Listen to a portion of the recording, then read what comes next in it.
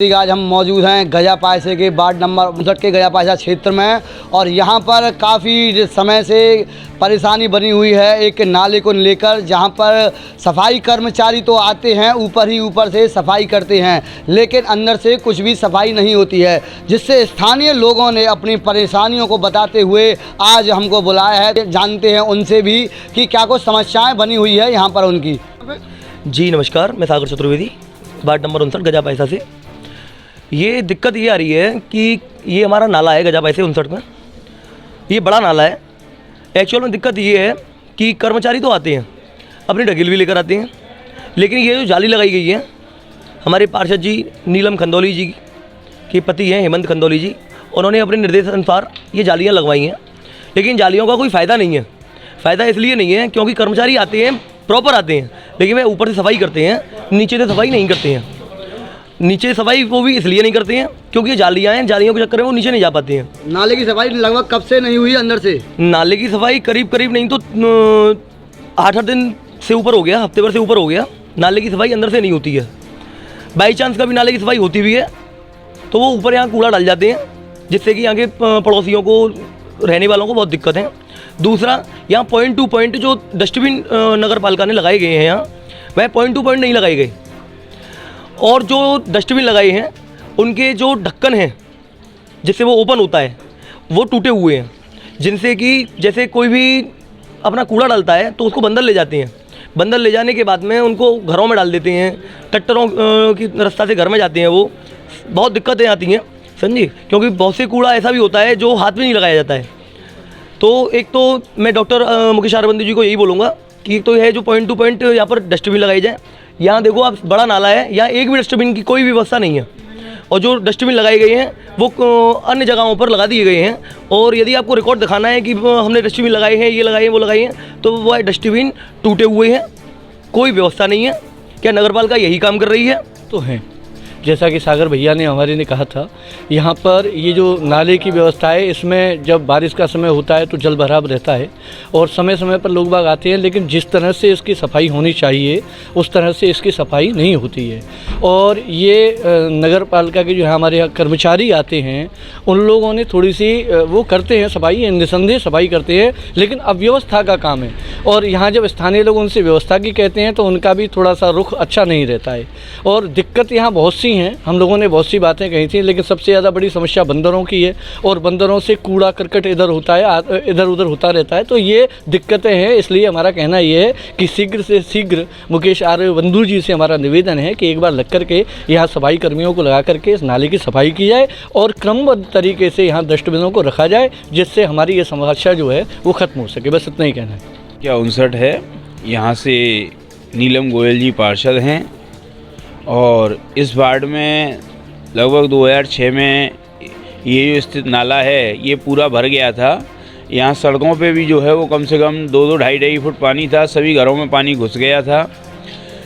इस मकान का छत तोड़ करके वो पानी निकला था, परंतु सफाई कर्मियों के द्वारा इसमें 2 लंबी बल्ली डाली गई थी, वो आज तक नहीं निकाली गई हैं, वो इसी में फंस रही हैं, जिससे कि यहाँ से जो भी कूड़ा इसमें बहता है वो रुक जाता है।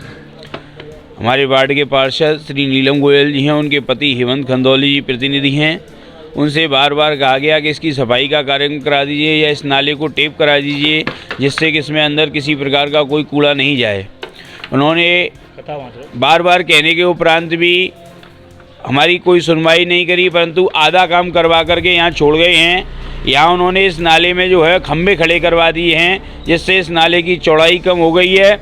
और इस नाले को किस तरीके से टेप करा गए हैं आप देख सकते हैं। यदि उधर घुमा करके आप देखेंगे कैमरा तो आप देखेंगे कि जालियों को केवल डाल दिया गया है, कूड़ा अभी भी उसमें आदमी डाल रहे हैं, उसको पैक नहीं कराया गया है, जिससे वो पैक हो जाए तो उसमें अंदर कूड़ा ना जाए, तो आगे भविष्य में यहाँ पानी भरने की समस्या नहीं रहे।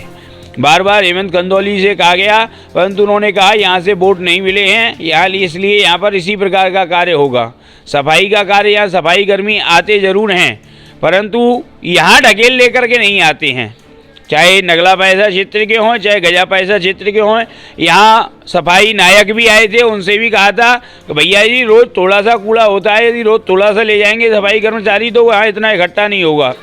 परंतु सफाई कर्मचारी सारा कूड़ा निकाल के इन जालियों के ऊपर रख जाते हैं, जिससे कूड़े को बंदर इधर उधर लेकर रखते हैं और सारे में पुनः गंदगी पुनः हो जाती है। ये समस्याएं यहाँ की सबसे बड़ी, बार बार कहा गया है खंदौली साहब से। अब मुकेश आर्य बंधु जी नगर आयुक्त जी से प्रार्थना है कि वो इस समस्या को देखें और इसका जल्दी से जल्दी निवारण कराएं। जुड़ चुके हैं यहाँ के युवा और स्थानीय निवासी, और आइए जानते हैं इनसे कि क्या कुछ समस्याएं इनको आ रही हैं। जी बताइए। देखिए सर, सबसे पहले तो मैं ये कहना चाहूँगा कि यहाँ पे सफाई तो होती है पर प्रॉपर सफाई नहीं होती है, ऊपर ऊपर से सफाई कर जाते हैं। और मेन यहाँ पे जो नाला है डीपली, उसकी सफाई नहीं हुई, उसमें बल्लियाँ फंसी हुई हैं, गड्ढे फंसे हुए हैं। और अगर आज के डेट में हैवी रेनफॉल हो जाता है तो यहाँ पे इतना पानी घरों में भर जाएगा कि तालाब जैसा बन जाता है, पानी निकलता नहीं है। और आप इस साइड करके देखिए, कम से कम साल भर पहले काम चालू हुआ था और ये काम अभी तक कंप्लीट नहीं हुआ है। और किसी से कहते हैं तो कम से कम साल 1.5 साल हो गए, कोई सुनवाई नहीं है। आते हैं ऑफिसर्स, प्रॉपर ऑफिसर्स आते हैं यहाँ पे, देख जाते हैं, इंस्पेक्शन कर जाते हैं, उसके बाद कोई एक्शन वो लोग लेते हैं नहीं। और अगर एक्शन लेते भी हैं तो कोई भी एक्शन यहाँ पे इम्प्लीमेंट नहीं हुआ है। आप यहाँ पे एक बार कैमरे को करके आप यहाँ पे दिखा सकते हैं। तो सबसे पहली मांग मेरी ये रहेगी कि पहले उस नाले को डीपली साफ़ कराया जाए। यहाँ पे जो काम अंडर कंस्ट्रक्टेड है, प्रॉपर हुआ नहीं है, उसको पूरा कराया जाए और जो यहाँ के लोगों की प्रॉब्लम्स हैं वो सही की जाए। नाले की सफाई लगभग कब से नहीं हुई है अंदर से? ये समझ लो कम से कम करीब 10-10 दिन, 15-15 दिन से तो सफाई हुई नहीं है। और अगर डीपली सफाई की बात करें आप, अंदर से बिल्कुल जो बल्लियाँ फंसी हुई हैं वो तो मुझे लगता है सालों ही हो गए, घर भी फट चुके हैं, सब काम हो गए, लेकिन अभी तक बल्लियाँ निकली नहीं है। कम से कम जी, कम से कम 10-10 साल, 5-5 साल आप मान के चलिए, मिनिमम 10 साल तो मान के चलिए आप कि यहाँ से जो बल्लियाँ और जो कूड़े फंसे हुए हैं, इसमें हैवी कूड़े, वो अभी तक नहीं निकले हैं। बहुत से जानवर फंसा दिए गए यहाँ पे, जो सफाई कर्मचारी आते हैं, बड़े बड़े जानवरों को फंसाए जाते हैं। कुछ और भी मतलब बड़े बड़े कूड़े होते हैं यहाँ डाल जाते हैं। वो जो बाहर का हल्का कचरा होता है वो तो वो ले जाते हैं उठा के, और जो हैवी कचरा है वो इसमें फंसा जाते हैं। और बारिश होते ही यहाँ पे पानी भर जाता है बहुत ज़्यादा, कम से कम कमर तक पानी भर जाता है। ये इसकी शिकायत की है आपने कभी? हाँ सर, मैं एक बात महत्वपूर्ण बताना चाहूँगा, एक बार नहीं कईयों बार, कम से कम 10-15 बार इसकी हम शिकायत कर चुके हैं। रिटर्न में भी कर चुके हैं, सोशल मीडिया पर भी डाल चुके हैं, ट्विटर पर, फेसबुक पर, जगह जगह डाल चुके हैं, लेकिन कोई एक्शन नहीं ले रहे हैं। अब वो लोग एक्शन क्यों नहीं ले, ये हमको समझ में नहीं आ रहा है। और अब तो देख रहे हैं कोरोना की भी तीसरी लहर आने वाली है। अगर ऐसे कूड़ा पड़ा रहेगा तो यहाँ छोटे छोटे बच्चे हैं, उन पर क्या इफेक्ट पड़ेगा। तो उस सब चीज़ों को भी आप लोगों को कंसिडर करना चाहिए और जल्द से जल्द एक्शन इम्प्लीमेंट करना चाहिए। यहाँ पे शिकायत हमने महापौर को कर रखी है, नगर आयुक्त को, पार्षद को, नगर निगम में भी शिकायत कर रखी है, ऑनलाइन भी डाल रखा है, पर अभी तक कोई एक्शन नहीं है। क्यों नहीं एक्शन ले रहे हैं मेरे को ये समझ में आ नहीं रहा है। बार बार आते हैं, इंस्पेक्शन कर जाते हैं, पर कोई एक्शन नहीं लेते हैं, क्यों पता नहीं। गोपी कृष्ण हॉस्पिटल, जहां हड्डी एवं स्त्री रोग का आधुनिकतम उपचार होता है। खराब घुटने व कूल्हे का joint replacement, slip disc, sciatica, spondylosis आदि की spine surgery, high risk pregnancy की डिलीवरी एवं सिजेरियन, सभी प्रकार के फ्रैक्चर्स के ऑपरेशन, और मथुरा का एकमात्र टेस्ट ट्यूब बेबी सेंटर, जहां अनेक निसंतान दंपतियों को कृत्रिम गर्भाधान प्रणाली द्वारा माता पिता बनने का सुख मिल चुका है।